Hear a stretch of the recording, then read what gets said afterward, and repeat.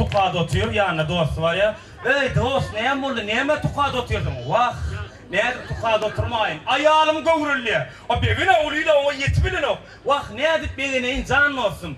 Ayağım birinci yere göğürülük ha? İki dost yeni kitap okudu. İki oğlum oldu.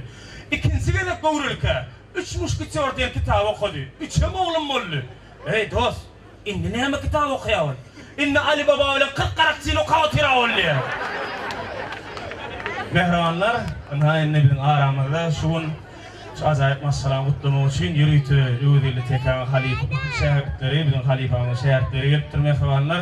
O şekilde ata yürüytü hormatlamak için ayratin mehrabanla karşılamanı haşediyen inmeyen ersar bu kıyır sıyır mehrabanlar karşılan.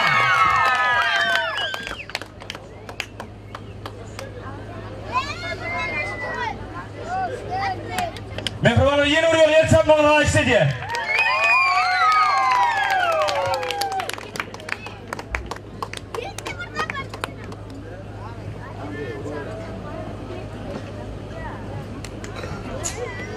Biz